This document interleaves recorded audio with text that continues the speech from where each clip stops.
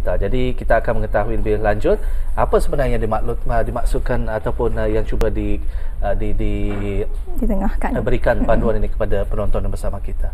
Okey, panduan yang do's and don'ts in hospital yang kami akan beritahu ni, ya sebenarnya memang ada sudah di hospital di papan tanda masing-masing. Kira ini cuma peringatan kepada sedia ada sudah sedia ada. Ini cuma sebagai peringatan kepada orang ramai saja. Baik. Yang akan diketahui ini pastinya ada beberapa untuk peringatan kita. Jadi kita terus saja, apa di antara peringatan-peringatan tersebut ni, Doktor? Peringatan-peringatan ini kepada orang ramai juga sebagai pelawat dan juga untuk pesakit juga. Jadi satu-satunya yang kami mau memberitahu ni is masa-masa melawat untuk mengingatkan kepada orang ramai. Masa-masa melawat di hospital untuk melawat pesakit di dalam ward. Bermula waktunya daripada 12.30 hari sehingga 1.30 petang dan juga dari 5 petang sehingga 9 malam. 5 petang sehingga 9 malam. Masa-masa ini pun dikhususkan supaya ada juga ia punya sebab-sebabnya tentunya. Okey. Jadinya sebab-sebabnya untuk pesakit juga dan juga kepada kaki tangan hospital juga. Memberikan ketenangan, memberikan peluang untuk pesakit-pesakit berehat dan sekaligus untuk para jururawat dan juga doktor dapat memang juga melaksanakan tugas mereka. Jadi untuk tempoh 1.5 jam untuk tengah hari, 12 hingga 1.30 dan di sebelah petang ada tempoh 4 jam di sana. 4 jam yang telah ditetap. Ini diselaraskan semua ward-ward yang ada di hospital ni. Memang kepada ward-ward di hospital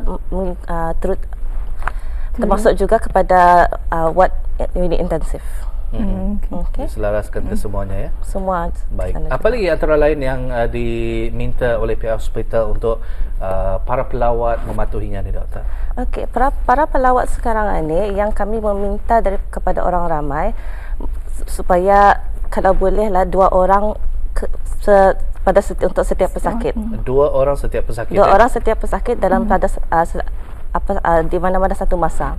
Okey, ini supaya banyak orang mengerumuni pesakit juga. Dan itu juga untuk memberi ruang agar pesakit ini lebih orang mengambil masa untuk mengambil berehat ya. Ini untuk keselesaan pesakit juga dan juga kepada pesakit lain. Okey, sebabnya kalau terlampau banyak orang itu takut nda selesa pesakit lain pun macam sekarang terlalu banyak orang pesakit di sebelahnya macam dorang kan berehat pun dah dapat mereka akan mengganggu juga ya. Mengganggu. Okey. Dan juga kalau setiap kali orang melawat juga jangan je terlalu lama lah. Sudah ada terhadkan 2 orang. Jadi kalau boleh bergilir-gilir, jangan memakan masa yang lama.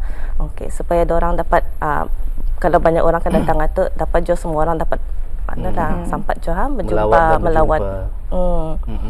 And then satu juga kalau setiap kali melawat jangan juga lepau tinggi suara tu. Okey, supaya benda bising dalam ward tu. Biar dijaga nadanya rendah untuk kita berkomunikasi dengan pesakit tersebut. Bagaimana kalau mereka yang menempah bilik di sana, Doktor? Adakah dikecualikan juga ataupun memang diselaraskan sama? Kalau sebolehnya dapat dihadkan juga, tapi kalau ini selalunya susah sikitlah. So dorang sudah membayarkan untuk kira privacy base dorang dalam bilik itu. Kalau sebolehnya dihadkan juga sebab ini untuk kebaikan pesakit juga supaya dorang dapat berehat. Takut sekarang macam bilik itu najis terlalu besar je kan. Kalau bilik persendirian terlalu banyak orang sekarang, kalau kadang-kadang doktor kan melawat, doktor kan mereview pesakit itu lah. Jadi susah sekarang untuk dorang membuat tugas dorang. Jururawat pun setiap kali dorang kan mencek pesakit itu, susah dorang kan membuat tugasan dorang. Bagaimana kalau mereka yang membawa kanak-kanak kecil? Itu sebenarnya dia boleh sebenarnya yang perlu dielakkan untuk membawanya. Dielakkan untuk kanak-kanak yang berumur 12 tahun ke bawah. Okey, ini untuk kebaikan kanak-kanak itu juga untuk kebaikan pesakit. Sebab takut di hospital ini ada kuman-kuman yang tersendiri lah. Macam orang pesakit juga ada kuman-kumannya juga. Takut kadang untuk mengelakkan pesakit daripada dapat jangkitan daripada pelawat dan juga untuk mengelakkan kanak-kanak itu ataupun pelawat-pelawat daripada mendapat jangkitan daripada pesakit itu juga. Mungkin pihak hospital pernah mengalami masalah yang berlaku daripada pelawat-pelawat ini. Mungkin sememangnya adalah pernah dialami. Kadang-kadang dari kalau segi apa tu doktor? Kadang-kadang kalau pelawat itu macam kira kadang-kadang orang bertunggu macam teman yang menunggu di yang pesakit di hospital itu, kadang-kadang kami terdapatilah macam dorang kadang-kadang demam ataupun ada mengalami jangkitan setelah lama-lama di hospital itu juga. Jadi orang yang menolong pesakit itu menjadi pesakit juga. Dari segi keselamatan juga mungkin kanak-kanak dalam tersebut kalau mereka berada selain dijangkiti, kalau tidak demam tadi menjadi demam. Selain itu dari segi keselamatan mungkin di tempat-tempat supaya mereka tidak bermain di kawasan tersebut. Yang kami takutilah kalau kanak-kanak berumur 12 tahun ke bawah ni kadang-kadang susah untuk dijaga dengan rapi lah daripada sebab ada yang kami terjumpa orang berkeliaran di ward lah macam bermain-main ataupun bermain dengan peralatan di hospital itu seperti kursi roda ataupun peralatan yang lain. Itu kira membahayakan untuk mereka juga. Okey. Baik.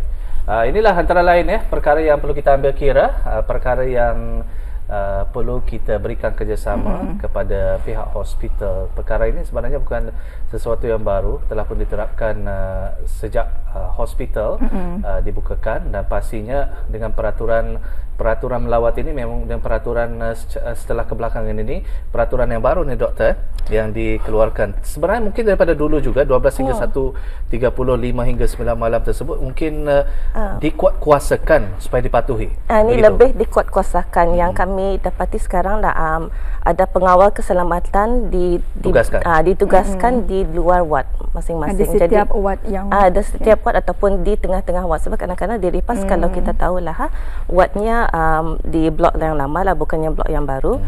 Ya ada satu ward itu macam kira 21 sama 22. Ada pengawal keselamatan di tengah-tengah. Okey, kalau macam itulah di ward yang lain. Kalau ward yang baru lagi di kuasa-kuasaan lagi baguslah. Ada pengawal keselamatan, pintu pun ditutup sentiasa. Lebih kawanannya lebih ketat.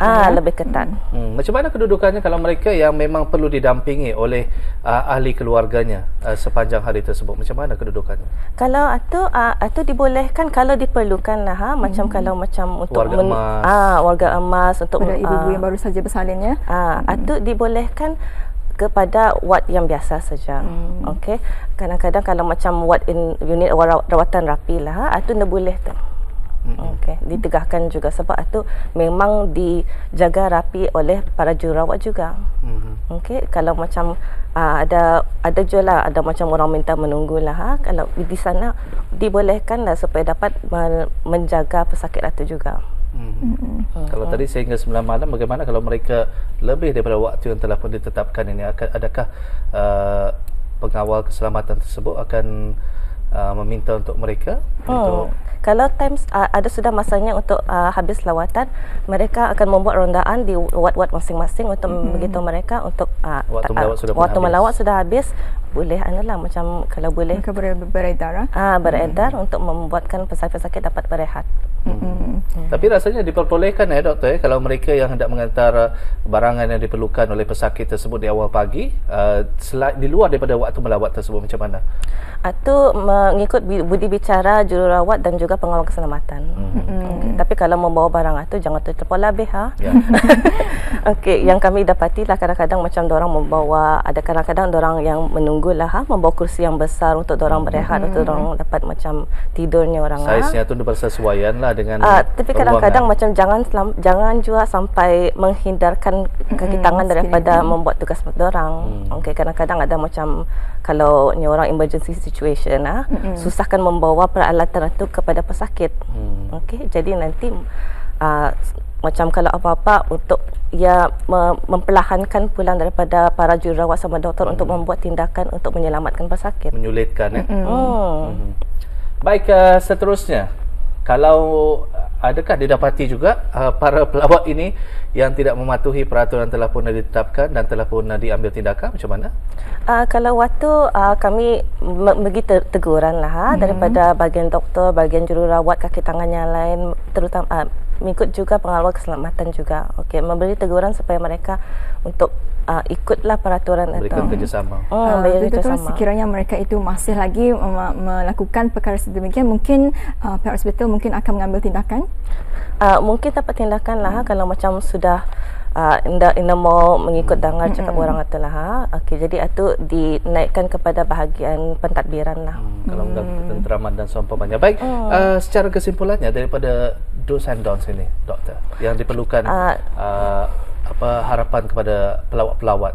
Okey, kami harapkan pelawat-pelawat supaya untuk mengikut masa melawat itu ikut jam-jam yang ditetapkan sudah. Okey, menghadkan pelawat-pelawat itu 2 orang setiap masa untuk setiap pesakit.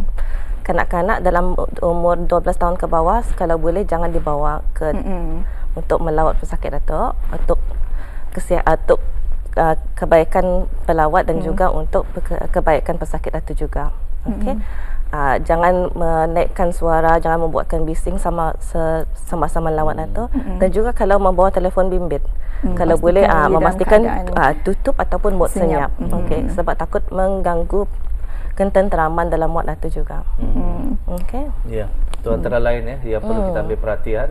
Apatah lagi kalau ada bertengkar dan seumpamanya. Pastinya juga peringatan yang perlu diambil kira, peralatan-peralatan dari segi kesihatan yang telah pun disediakan di wad-wad ini supaya tidak akan digunakan plug tersebut ni doktor ya.